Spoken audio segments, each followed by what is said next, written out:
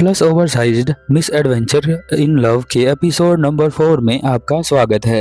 Episode में आगे जाने से पहले आपसे एक छोटी सी रिक्वेस्ट है कि प्लीज चैनल को सब्सक्राइब करें और इस वीडियो को हाइप करें। चलिए अब स्टार्ट करते हैं। एपिसोड के स्टार्टिंग में हम देखते हैं जब कोदो ऑफिस के अंदर आती है तो देखती है बहुत सारे लोग जो है यहाँ पर बिजी हैं।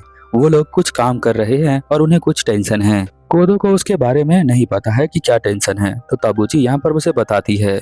वो उसकी दोस्त होती है इसलिए वो डिटेल में बता पाती है। वो कहती है जो हमने चिप्स बना रहे थे उसके लिए आलू खत्म हो गए हैं क्योंकि बहुत बड़ा तूफान आया था जिसकी वजह से फार्मर्स का आलू का जो फसल है वो खराब हो चुका है। इसी वजह से हम आलू बना नहीं पा रहे हैं। अब सेल्स डिपार्टमेंट का जो मैनेजर होता है वो यहाँ से जा रहा होता है उन फार्मर से मिलने के लिए। तो हम देखते हैं कोदो यहाँ पर कहती है कि आप मुझे भी ले चलें क्योंकि मैं बहुत ज़्यादा ब्यूटीफुल हूँ और बहुत ही ज़्यादा मेरा दिमाग चलता है, तो मैं बहुत अच्छे से इसको हैंडल कर सकती हूँ। चीफ यहाँ पर बोलता है कि ठीक है तो तुम मेरे साथ चल सकती हो, बट तुम्हें जो है यहाँ पर ध्यान रखना पड़ेगा। यहाँ हम देखते हैं ताबूची उसके पास आती है और कहती है कि तुम्हें पता है ना इनका जो है डाइवोर्स हो चुका है, शायद ये अपने वाइफ से अलग रहते हैं, तो तुम्हें ध्यान रखना है कहीं इनके दिल के अंदर कुछ अजीब सी फीलिंग ना आ जाए। ये सुनकर तो कोदो खुश हो जाती है, कहती है कि मैं इतनी ज़्यादा ब्यूटीफुल हूँ कि किसी मेल को रजिस्टर करना पड़ रहा है अपने आप को मेरे साथ रहने के लिए।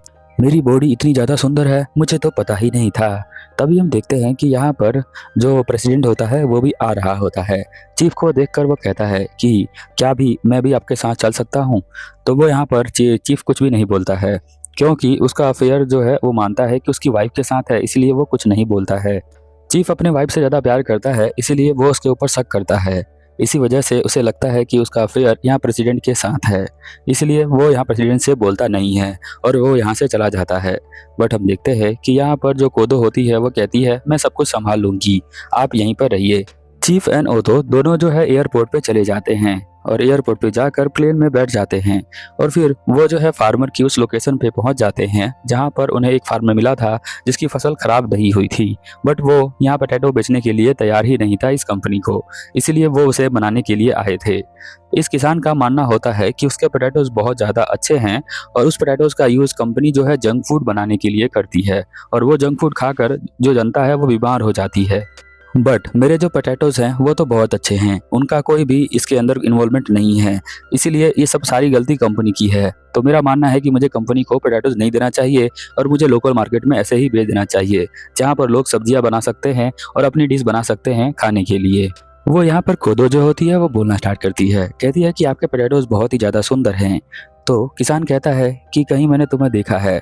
फिर वो पोटैटोज उबाल रहा होता है खाने के लिए, तभी वो देखता है कि कोदो के पेट से आवाज़ आती है और वो कहती है कि आपके पोटैटोज बहुत ही अच्छे हैं। तो समझ जाता है उसे भूख लगी है, तो वो यहाँ पर कहता है कि तुम भी खा के ट्राई कर लो। जब वो खाती है तो कहती है ये तो बहुत ही ज़्यादा अच्छे हैं, आपके पोटैटोज खाने में भी और शरीर के लिए भी बहुत ही ज़्यादा अच्छे हैं। हमारी कंपनी जो है आपके पोटैटोज में कोई भी चेंज नहीं करती है, जिस तरह का इसका शेप है उसी शेप में इस चिप्स को वो बनाती है ताकि लोग उसे आसानी से खा सके। जिनके पास टाइम बहुत ज़्यादा कम होता है तो वो स्नैक्स के रूप में इसे खा सकते हैं। इसलिए मुझे लगता है कि आपके कप पोटैटोज का खाने का हक उन सभी एम्प्लॉयज़ को भी है या उन सभी काम करने वालों को भी है जो घर पे खाना बना नहीं पाते, उनके पास इतना टाइम नहीं होता। इसलिए हम दोनों चाहते हैं कि आप पोटैटोज हमें दे दें। यहाँ जो फार्मर होता है वो कुछ देर सोचता है और कोदो जो है उसकी शक्ल शायद उसे किसी रिलेटिव से मिलती है, तो वो कहता है कि ठीक है तो मैं जो हूँ तुम्हें पोटैटोज दे दूंगा, पर तुम्हें फूड को किसी भी जंक फूड में कन्वर्ट नहीं करना है। जैसा मेरा पोटैटोज है उसकी क्वालिटी वैसे ही होनी चाहिए, चिप्स की भी वैसी ही। कोदो अपनी बातों से उसे इम्प्रेस कर लेती है। अब वो लोग दोबारा जा रहे होते हैं वापस, बट हम देखते हैं कि कोदो जो है वो शॉपिंग करने के लिए रुक जाती है। वो बहुत सारा सामान ले लेती है और कहती है कि ये सामान जो है टीममेट्स का है और इसमें से कुछ सामान जो है मेरा है। मेरे ब्यूटी को यहाँ पर मेंटेन करने के लिए इतने सामान की ज़रूरत पड़ती है। अब यहाँ पर माजुको और कोदो दोनों ट्रेन में आ जाते हैं और यहाँ वो कहती है कि मुझे बहुत ज़्यादा भूख लगी थी इसलिए मैंने खाने के लिए ये सब ले लिया, ये मुझे बहुत ज़्यादा पसंद है। वैसे चीफ आप क्या बता सकते हैं कि आपको कौन सी चीज़ बहुत ज़्यादा पसंद आती है या फिर आप क्या खाना पसंद करते हैं। कोदो बातों बातों में भूल जाती है कि वो किससे ये सवाल पूछ रही है, वो उसका चीफ है। तो वो यहाँ बताता है कि मुझे जो है एक तरह की डिश पसंद है, वो बहुत ही ज़्यादा टेस्टी होती है। तो वो यहाँ बोलती है कि क्या आपने उसे कभी बनाया है घर पे। तो वो कहता है कि नहीं, मैंने नहीं बनाया है। तो वो कहती है कि आपके वाइफ ने आपके लिए बनाया ज़रूर होगा। यहाँ चीफ बोलता है कि हाँ, मेरी वाइफ ने मेरे लिए एक बार ये डिश बनाया था। उसने जो है थोड़ा ज़्यादा नमक डाल दिया था, बट उसके हाथों में बहुत ज़्यादा कट लग गए थे, क्योंकि वो सब्ज़ी काटते वक़्त अपने हाथों को ही काट लिया करती थी, इसलिए उसने बहुत सारे बैंडेज पहन रखा हुआ था और वो डिश फाइनली मेरे पास बनाकर लेकर आई। उस डिश को मैंने खाया तो वो बहुत ही अच्छा बना हुआ था। बेशक उसके अंदर नमक ज़्यादा था, बट मुझे बहुत ही पसंद आया। जो हस्बैंड अपनी वाइफ़ से बहुत ज़्यादा प्यार करता है, उसे वो बहुत ही अच्छी लगती है। तो वो जब भी फर्स्ट टाइम कुकिंग करके उसका फेवरेट डिश उसके सामने लेकर आती है, तो वो उसे ज़िंदगी भर याद रहता है। अब यहाँ पर कोदो जो होती है वो कहती है कि चीफ आप कभी स्माइल नहीं करते, तो एक बार स्माइल करके दिखाइए कि आप किस तरह से स्माइल करते हैं। तो जब चीफ यहाँ पर स्माइल करता है तो चीफ की हंसी देखने लायक थी, वो अजीब सी होती है, तो वो उसे देखकर अजीब सा लगता है।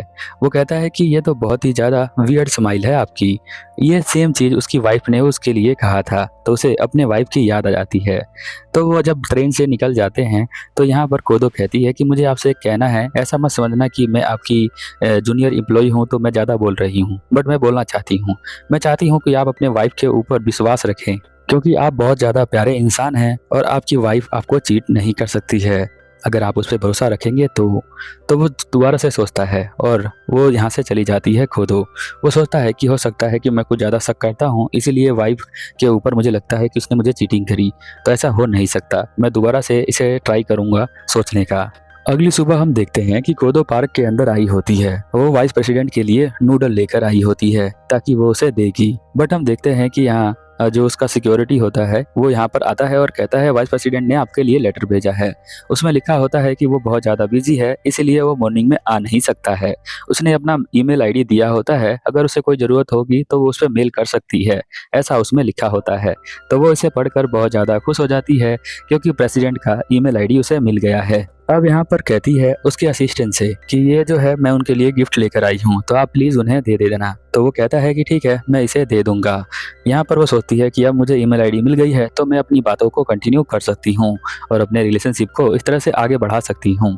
अब वो यहाँ से चली जाती है और सारे गिफ्ट उठा लेती है जो अपने टीममेट्स के लिए वो लेकर आई थी। वो कंपनी के अंदर आती है और सभी को देखकर बहुत ज़्यादा खुश होती है और कहती है कि मैं गिफ्ट लेकर आया हूँ। यहाँ पर उनमें से एक एम्प्लॉय होता है जिसके बाल बहुत से अजीब तरह से होते हैं, ऐसा वो मानता है। अब इस दुनिया में कोई भी परफेक्ट तो नहीं होता, कुछ ना कुछ तो कमी होती है। आप उस कमी को लेकर जी सकते हैं, उस कमी से आप एक यूनिक इंसान बन सकते हैं। यहाँ पर ऑफिस में जो तवाची होती है वो कहती है कि इनके बाल मुझे लगता है कि नकली हैं, बट वो कहता है कि नहीं, मेरे बाल जो हैं बिल्कुल असली हैं और लोग बचपन से ही मेरे बालों के बारे में मजाक उड़ाया करते थे। अब वो यहाँ ज़्यादा कुछ नहीं बोलता, ये बोलकर भाग जाता है। तो उनको पता चलता है कि उसका जो है क्रश इस ऑफिस के अंदर ही काम करता है।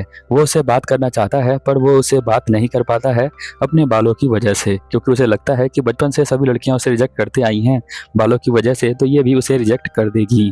जो साथ में एम्प्लॉय बैठा होता है वो उसे पता होता है उसके क्रश के बारे में, इसीलिए वो कोदो को और यहाँ पर ताबूची को बता देता है। कोदो डिसाइड करती है कि वो यहाँ पर जाएगी उस लड़की के पास और उससे बात करेगी और पता लगाएगी कि वो किस टाइप के लड़कों को पसंद करती है। तो वो यहाँ पर चली जाती है और कहती है कि मैं हूँ एक ब्यूटीफुल लड़की जो प्लानिंग डिवीजन में काम करती है। तुम तो मेरे बारे में सुना ही होगा, क्योंकि मैं प्लानिंग डिवीजन में बहुत ज़्यादा फेमस हूँ, तो तुम मुझे जानती ही होगी। बट एक्चुअल में वो लड़की उसके बारे में कुछ नहीं जानती है, बट वो बोल रही होती है तो वो बस सुन रही होती है। तो इस तरह से उनकी बातें जो होती है स्टार्ट हो जाती हैं। तो वो उससे पूछती है कि क्या तुम मुझे बता सकती हो कि तुम्हारा टाइप किस तरह का टाइप है। तो वो उसके कान में बोलती है कि मुझे जो है वाइस प्रेसिडेंट वाले टाइप के लड़के बहुत ज़्यादा पसंद हैं। अब सबकी पसंद जो होती है अलग अलग होती है, ज़रूरी नहीं है जिसे आप पसंद करते हैं या जिसे आप लाइक करते हैं वो आपको मिल जाए।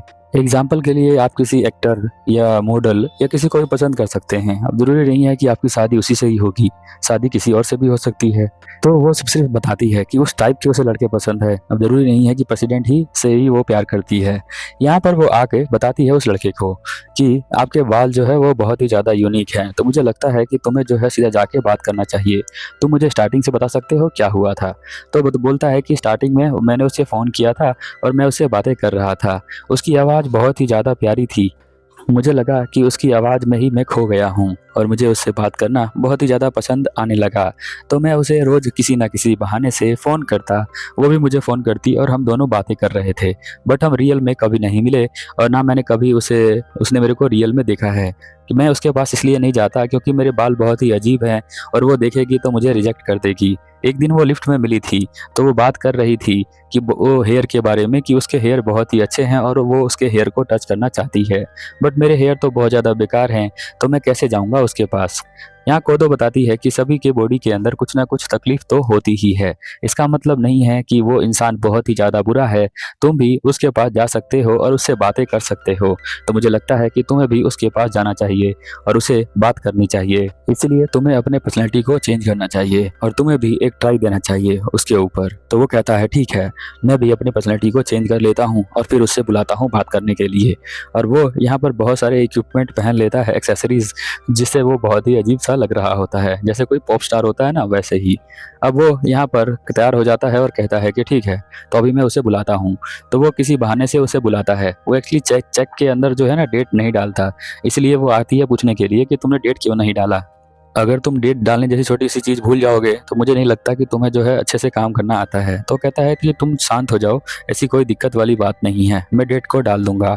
तो वो कहती है ठीक है, इस डेट को डाल दो वरना मैं इसे अप्रूव नहीं करूंगी। अब वो लड़की उस लड़के को पहले से ही जानती थी, तो कहती है कि मुझे नहीं लगा था कि तुम जो हो, जिस तरह से कॉल पे बात करते हो, उस तरह से पर्सनैलिटी तुम्हारी अलग है। मैं तुम्हें देखकर बहुत ज़्यादा डिसअपॉइंट हुई हूँ सागेमोरी। उस लड़के का नाम सागेमोरी होता है। अब जब वो लड़की ये बोलती है सागेमोरी को कि तुम्हारे से बहुत ज़्यादा डिसअपॉइंट हुई हूँ, तो वो पागल हो जाता है। वो अपने बालों को खुद से ही काटना स्टार्ट कर देता है। उसे अपने बालों से बहुत ज़्यादा नफरत हो जाती है। कोदो यहाँ पर उसे पकड़ लेती है उसके फेस को और कहती है तुम्हारा फेस बहुत ही अच्छा है, तो तुम्हें जो है इतनी जल्दी हार नहीं मानना चाहिए। तुम्हें सागेमोरी से जाकर एक बार दोबारा उसे समझाना चाहिए अपने दिल की फीलिंग्स को। बाल सिर्फ तुम्हारे एक बॉडी का एक छोटा सा पार्ट है, इससे जो है पूरी पर्सनैलिटी चेंज नहीं हो जाती। तुम्हें बहुत ही यूनिक हो और तुम्हारा दिल बहुत अच्छा है, तो तुम बात करो जाके। अब यहाँ पर हम देखते हैं दोबारा से मोटिवेट हो जाता है सागेमोरी और जाकर दोबारा बात करने के लिए वो सोच रहा होता है कि वो दोबारा जाएगा और उससे बात करेगा। फिर हम देखते हैं कि यहाँ सागेमोरी जो होता है उस लड़की के पास जाता है और कहता है एक्चुअली जो है वो मैंने गलती से नहीं जानबूझ के किया था, ताकि मैं तुमसे बात कर सकूं, तुमसे मिल सकूं।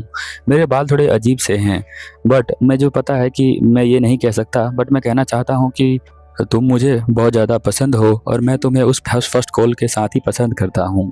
और मैं तुमसे इसीलिए अलग पर्सनैलिटी में मिलने का ट्राई कर रहा था, क्योंकि मुझे लगा था कि तुम्हें मेरे बाल पसंद नहीं आएंगे इसलिए।